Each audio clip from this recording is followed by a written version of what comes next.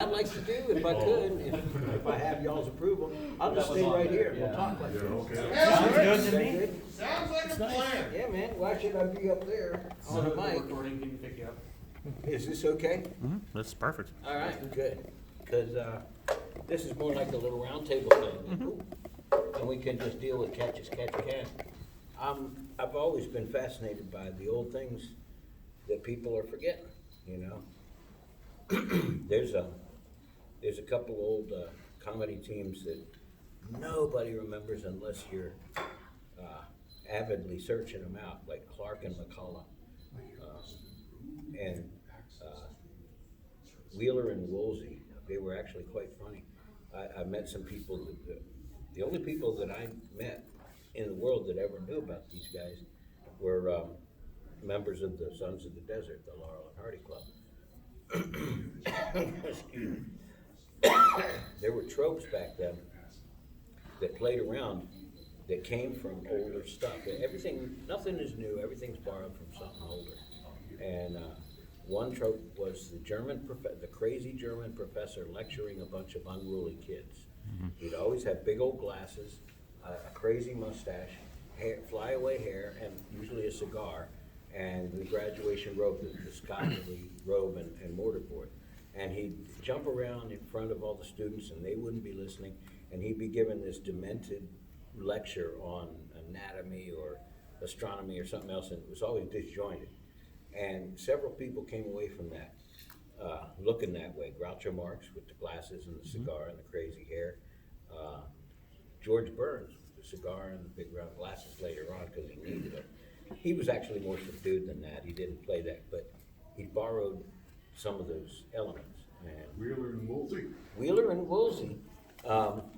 Wheeler was there were two of them. One was the romantic lead who always sang the song and got the girl. That was Mr. Robert Wheeler, right? Yeah. Then was Bert Woolsey. His name was Robert too, but they called him Bert to differentiate.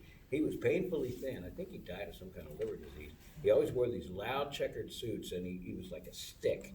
And he had the big horn rimmed glasses, big cigar, too big for his face, slick down hair, parted in the middle, and his signature tone was he'd look at whatever was supposed to scare him and go, "Whoa!" And that was funny. That was funny to these people.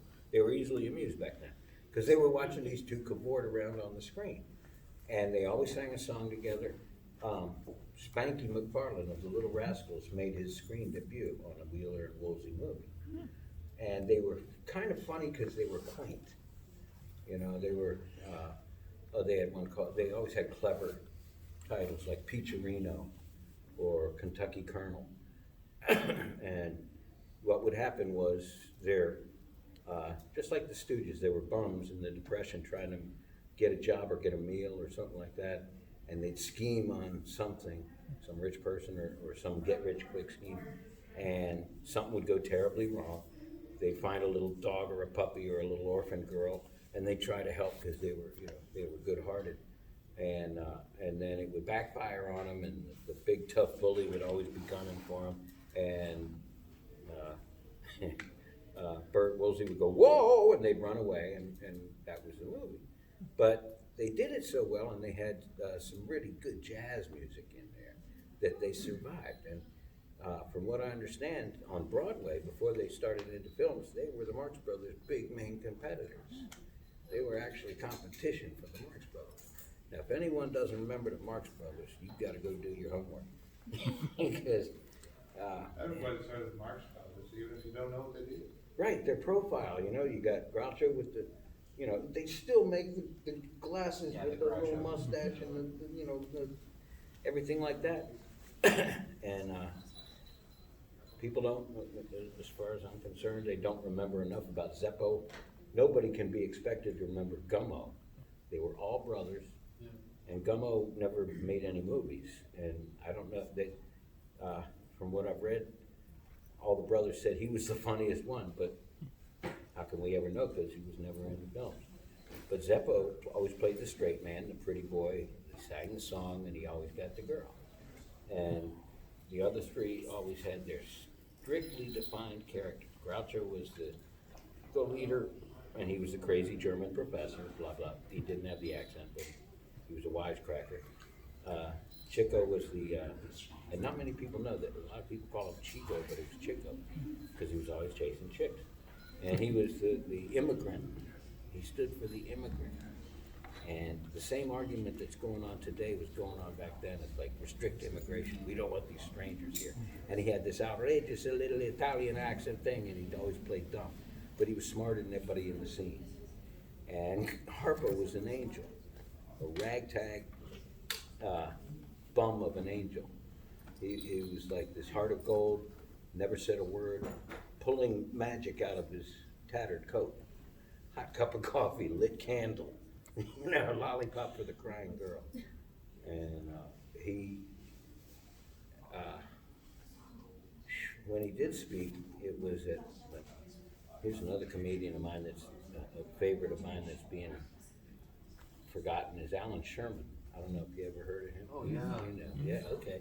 Song parody guy, man. He was, and it's funny how the name Alan, you know, we had Alan Sherman in the 60s, now Yankovic now, and still going back years. And they take pop music and make fun of it. Well, Alan Sherman gave his final concert, and Harpo Marx opened for him.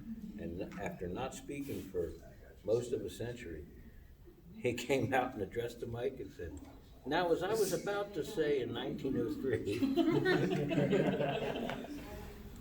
and that's the last anyone ever saw of him, you know, for public appearance. But one of my passions has always been trying to preserve and get people to remember things that we might not if we're not careful. What the hell, I'm getting all caught up in my... Hey, I'm not used to one of these. This is really cool. They don't have the leg pads, you know, the leg plates.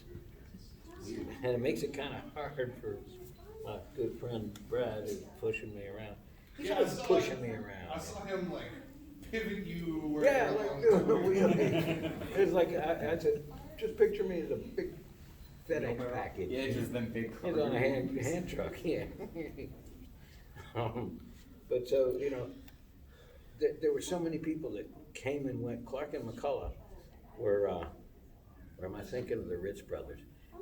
They were comedy teams that would do that stuff, and one of them painted eyeglasses on his head, like Groucho painted his mustache and eyebrows. And there were very few films that they made, and needless to say, they weren't too kind. And they were probably thrown together and didn't do much. But these things are kind of fall into that thing that no, I'm lecturing here, but when Portuguese sailors went to the Hawaiian Islands before the turn of the last century, sometime in the late 1800s, they brought their musical instruments with them, and they among them were guitars of different sizes, and there were little 5-string things about this big. One of them was called a bragina. I'm not sure if I'm getting the pronunciation right. And there was another one similar. And they left some there on the islands, and then we went back, and when they came back later, the islanders had twisted them around to their own way of thinking. And they were different, but they still, you know, played in the European tonic scale. And Americans were fascinated because it became very hip. Show how rich you are to take a vacation in the Hawaiian Islands, and you come back with lei and maybe even photographs and a ukulele, and that went in the closet and stood there for years and years until your grandson found it and said, you know, what's this? Oh, I hadn't seen that since I put on my raccoon coat. And, you know, and it became a trope in the 40s and 50s that ukulele was a joke. You know, it was this kind of little guitar that everybody brought back as a souvenir. And then there was this guy, Arthur Godfrey. Who's heard of him? Okay. He had a radio show and a TV show, and he was a huge hit because he had this deep, kind of warm voice. He always had these homespun little Cracker Barrel tales. He'd make fun of his own sponsors. There's a movie starring Andy Griffith called A Face in the Crowd that's supposed to be based on his story. And it's really great, but what happened to Mr. Godfrey was that his facade was that he just loved America and everybody loved him. He was your best friend on the radio and on the TV. But behind the scenes, he was an asshole, a hard-ass, mean, cruel bastard. And so someone decided they're gonna bring him down, and they left a mic hot while he was talking after he thought the show was over. And he spoke his mind, and all of his fans reeled and said, "Fuck this guy, no more of him." He said something really cruel about somebody that, I forget what the actual details are, but he was done, So people kind of associated the ukulele with that. Next thing we know, we've got people thinking of the ukulele, they've associated with Tiny Tim in the 60s. Me personally, I'm a big fan of his, but he was a grotesque joke, really, when you boil it all down. I think everybody that knew him said he was a repository of American music. He was just, that voice doesn't quit. You can't forget that trilling soprano voice of his. But it didn't really, you watch him play, he's playing it upside down and left-handed. And he's just basically kind of introducing the song and then letting the orchestra take over. But they associated the uke with him. So again, it was a joke. But meanwhile, behind the scenes, and no one knew this, George Harrison was a huge fan. And what the American world didn't know was that a whole lot of guitar playing rock stars like Eric Clapton and a bunch of others started on a ukulele because they'd say to their dad, "Daddy, I want to play the guitar." They say, "We can't afford one." Here, it's like it's a $12 uke, and they learned on that, and then they graduated. And George, and when the Beatles were a big hit, nobody knew that he was a uke fan, and it came out later after the group broke up. And one of the first things I saw in the resurgence of the ukulele in the last 15, 16 years was at the memorial concert for George, with Paul McCartney playing "Something in the Way She Moves" on a uke. And apparently they had uke parties every Thursday night. So it's come back up, and most of the time when I've had a uke panel, this is the most I've ever had. Thank you, folks. It was really wonderful. I've always kind of emphasized how, please don't believe the stories you hear about it just being, a little toy. It's not a toy, it's a legitimate instrument, and it's the easiest stringed instrument there is to play. So if your child wants to learn to play something, offer that up first, because it's inexpensive.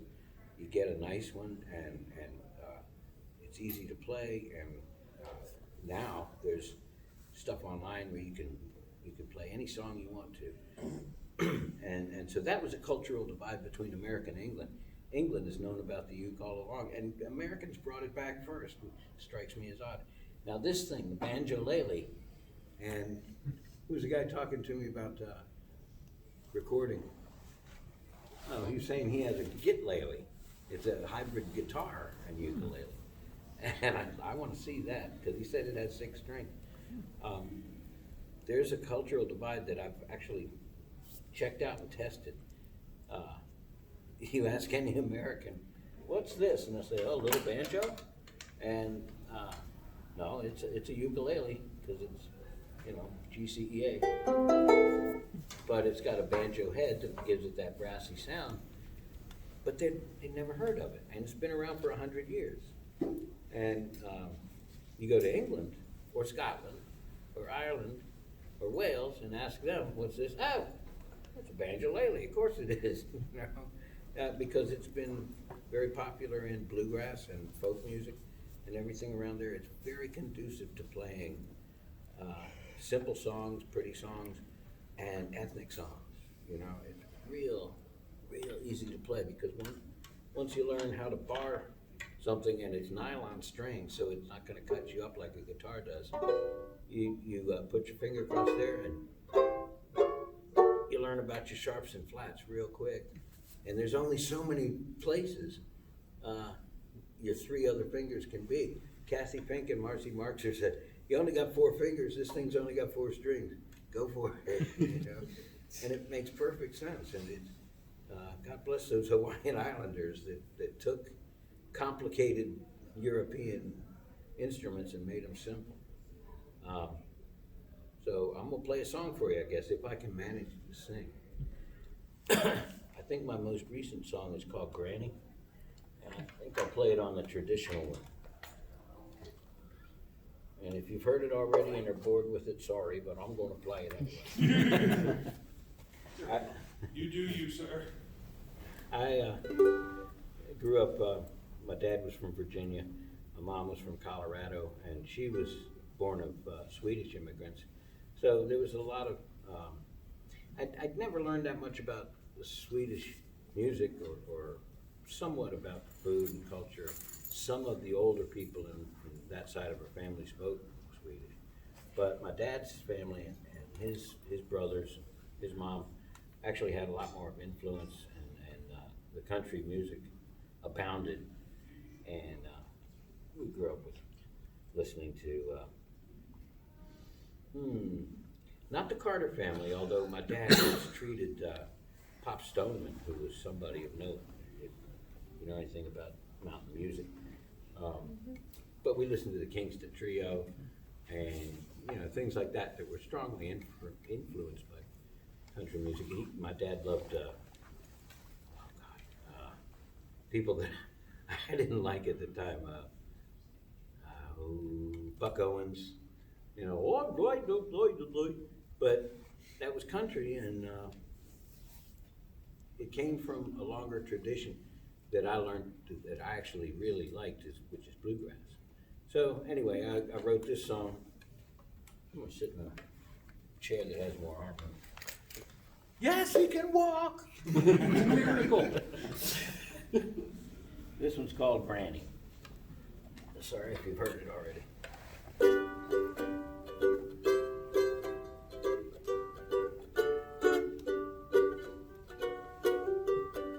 Well, Granny, that's my daddy's mom. She came from Tennessee. She was always cooking up something from an old family recipe. She'd use a heap of sugar and molasses, quite a lot. A couple other things, and she'd stir them all up in that big old copper pot. And them sacks of corn that she got paid from working at the mill. I still miss my granny. Yeah, I miss her still.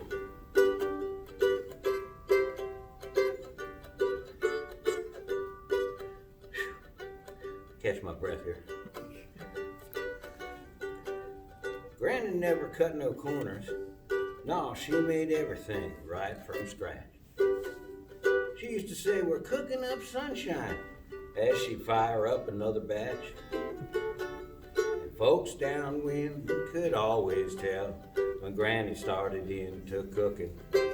Tell hell, they come a-running for miles around just a-sitting and a-waiting and a-looking. And when Granny declared it was ready, everybody knew the drill.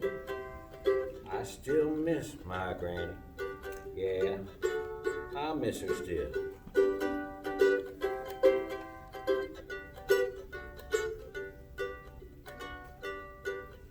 Well, Granny's gone on to glory now. She's beyond this vale of tears. Her kitchen and that old cook fire, well, they've been dark and cold for years. I know she's up there with the spirits, 'cause her spirits sure ain't down here. We've searched every inch of that old barn, and we still can't find all the gear. But I still have that recipe she left me in her will. I still miss my granny, and we all miss her still.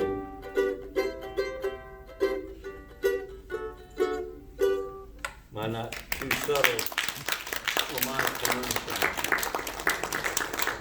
Never once in there did I say she was running shine. Gotta protect the family honor. You did say Tennessee though, so Well, here's my other bluegrass song that's strictly bluegrass, and I kind of like this one too. When I got the idea for this song, and songs just come to me, I don't sit down to write them. I never had success at that. If I tried, it always sucked. But, and that's why I kind of believe in the old Greek muses. But this is one that I thought it would be funny, and I hope nobody perceives it as in any way pro or anti or political or anything else like that. But it goes like this. Well, there's lots of talk these days about changing the old ways, right on down to what is or ain't a sin. But no matter what awaits when I reach those pearly gates, there's no way that I ain't a-getting in. Because I'm taking my shotgun to heaven. Nobody's gonna take it from me. Yes, I'm taking my shotgun to heaven, just in case me and St. Peter disagree. So bury me with extra ammunition.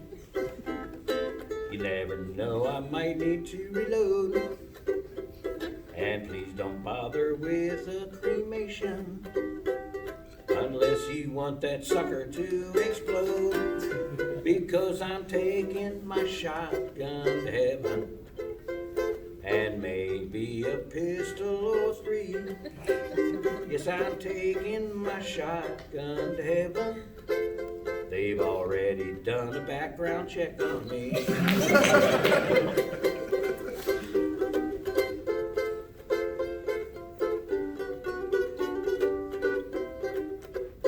I'll accept any judgment that I'm given. I'm a good man and I've been one all my life, and I know in the end I'll be forgiven. But just in case, I'd better bring my knife, because I'm taking my shotgun to heaven when a brand new day in glory has dawned. Yes, I'm taking my shotgun to heaven.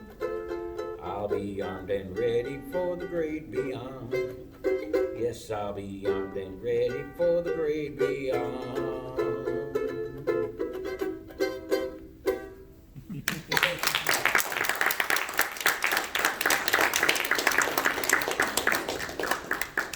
I'm gonna sing you the first song I wrote when I first picked up a uke. Oh, I burned a half hour already, nice.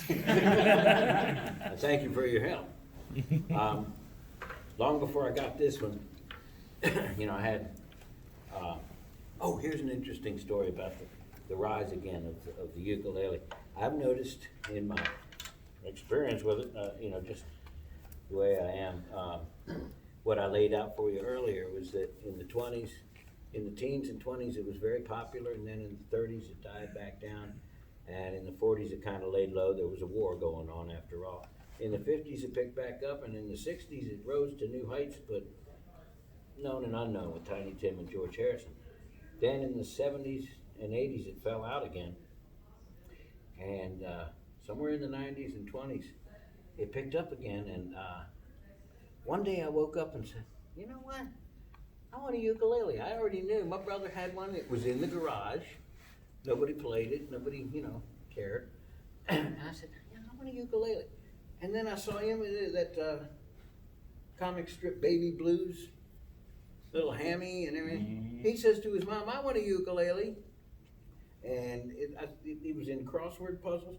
My English buddy says to me, hey, come on over. We're going to watch the George Harrison memorial concert, and there's Paul McCartney strumming a uke singing something in the way she moved. I'm like, is everyone going gaga for ukes while I am? So we got this world-class music store called Victor Litz, where I live in Gaithersburg, and I went by there to see what they had. They had 2 ukes in the whole store. One of them was a traditional shape like this, and they were both in the front window on display. The other one, for some unknown reason, was a flying V.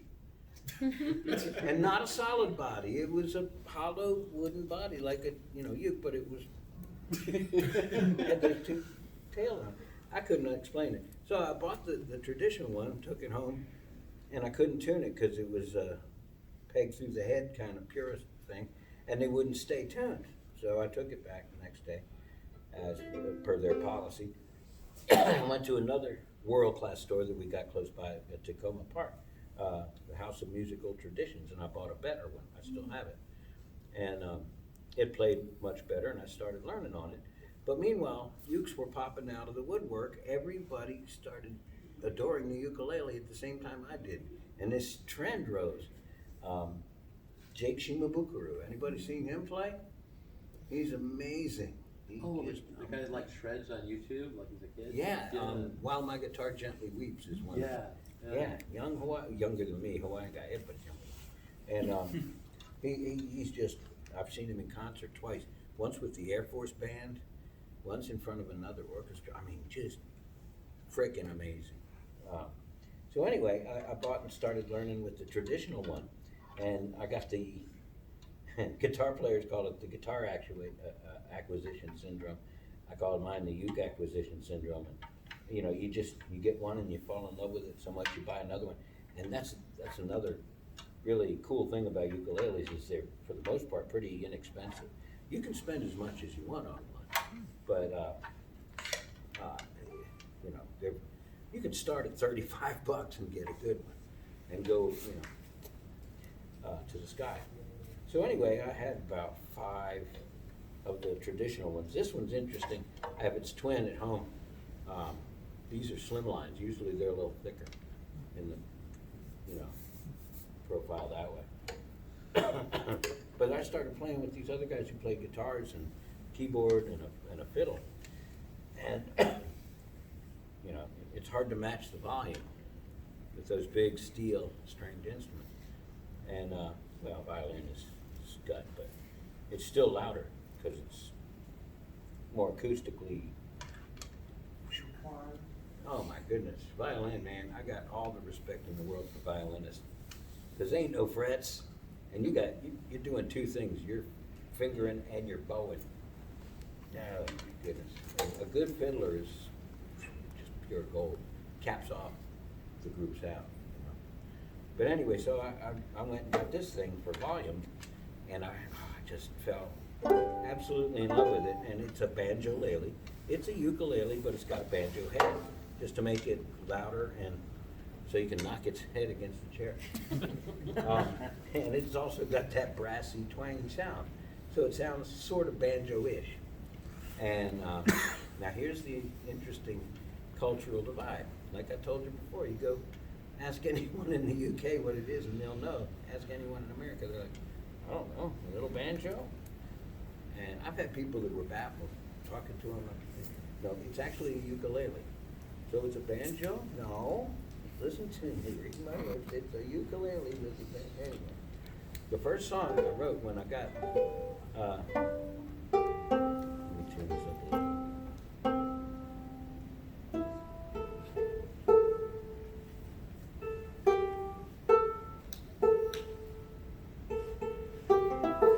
When I first got interested in the ukulele, a song came to me, and this is it. It's called Everything I Say. Oh, my dearest, I have a secret I must share, or else my heart will break.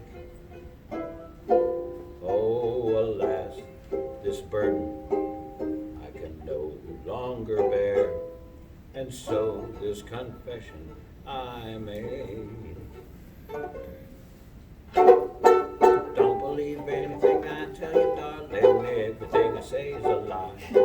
There ain't a single shred of truth in anything I've ever said, it's all been tried. In the sky, I told you I was Champagne Charlie.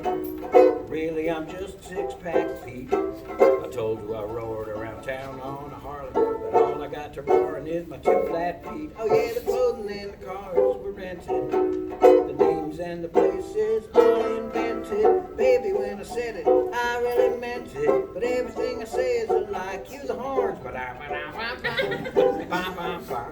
Everything I say is a lie. My kind of guy. I told you I stayed the Waldorf Astoria, and I was a trader in stocks. But really I live at the Y in Peoria, and I only own 3 pairs of socks. Excuse me. I got the conscience of an alligator. I'm one pernicious prevaricator. I'll tell you something new or true or better, different later. Everything I say is a lie. Oh, but there was one time I really told the truth. On the day we said I do. I know you don't believe me anymore. I wouldn't if I were you. So now you know the reason why all I ever gave you was an alibi. Cross my heart and hope to die. Everything I say is a lie, I really mean it. Everything I say is a lie, and I'm not kidding. Everything I say is a lie, just being honest. Everything I ever told you was just an outright bold-faced, big, fat, stinking lie, lie, lie. Lie, lie, lie, lie, lie, lie, lie, lie, lie. La la la la la la la la la la la la la la la la la.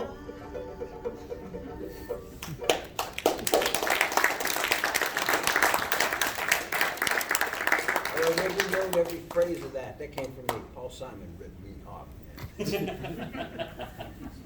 So anyway, I love this thing, and I urge everyone to go out and acquire a ukulele. Even if you don't want one, you can pass it on to your kids. When the next time a stranger says, "Hey, you got 50 cents?" "No, but here's a uke, man." So, what time is it? Anybody know? It is currently 10:35. No, it isn't. It's got to be later than It's that. 10:35. That only took 10 minutes. Dang. Well, anyway, I got a couple more songs in me, but I'd like to hear from y'all. What you think? What's your impression of the instrument? Because I always like to pick people's brains and what they think. Because a lot of people have misimpressions. A lot of people know more than I thought they did, or know more than I do, which is interesting. Cody, how about you?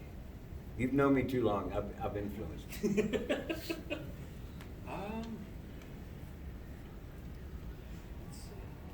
What are you wanting me to say? No, I'm just interested in what you think about it.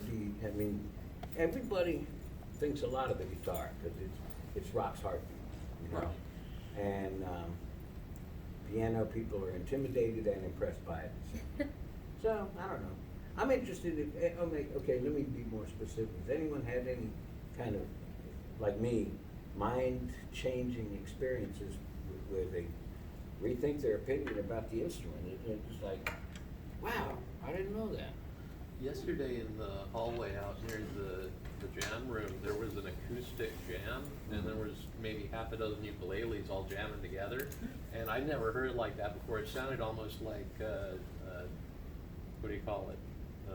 Like Bob Marley type style. Okay. It was really cool. Wow, nice, thank you. Yeah, it occurs to me that it's like there's nothing you can't play on it. You can. It's just another guitar, but it's tiny, and so it's got this charming little jingly sound to it. It's sparkly. And the bigger you get with an instrument, the lower it is, like a cello. It's so full of soul, and everybody thinks of that Bach thing. But when you think of a violin or what's smaller than a violin? A string. Viola? A viola, thank you. Or isn't that bigger? Is that very Viola's bigger than a violin. Don't ask me, I'm not an expert. Maybe violin. But anyway, yeah, strings, of course, the shorter they get, the higher they are, and the more twin. A piccolo in the woodwind family. And so, I'm always wanting to hear other people's feedback because I do a lot of, hey, here I am, here's what I got. I want to hear what y'all got, if anything, what you think about, or if you play an instrument, tell me where your passion is. Yes, sir. Yeah, so before I picked up the ukulele, I never played like any instrument besides like the recorder in like elementary school. And I went to a garage sale, and for like $5, this person was selling a baritone ukulele, but the strings were all messed up, and the tuning pegs were all broken.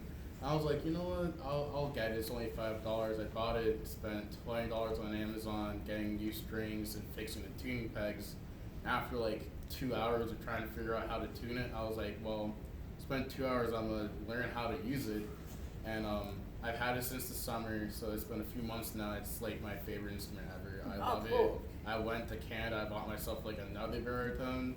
So now I have like my homemade put together $5 ukulele that I first got. Then I have another one that's And that made was for play Local ready when you Factory, got it? really nice. What to say? The second one was playing ready. It was Oh yeah, all playing ready, good. all good to go. Yeah, it's literally my favorite instrument. I love Cool, it. man. Thanks. What's your name? My name's Josh. Rosh? Josh. Josh. Josh. Okay. Thanks for sharing that. That's another thing that baffles people at first because they're used to European configurations, and the lowest string is always the one closest to your chin. And people will very often pick one up and it's tuned and everything, and they say, "Isn't that not right?" No, you got the higher, then the lower, then it goes up from there. And that's those Hawaiians for you, God darn them. And you like playing it and everything? Yeah, no, I really like playing my baritone. Yeah. Like I've tried using like concerts and stuff. I want to get one, but I'm also not excited to learn all like the chords over again. So Yeah, and try well- doing that over the summer maybe. Cool. Let me give you a hint, or at least, as far as I'm concerned. If you go and get a book, an instruction book, or sometimes online, same thing, they'll show you chords that are first position chords. And like, they'll tell you a C is just this one fingering on the third fret on that string. Yeah, it's a C. But if you bar that fret and then put your two fingers up here, that's a C, There's a big difference between that and that, And I forget what they do for a G, because I learned very soon you bar everything except when you get way down here. You can do an A this way, but you can also do it this way.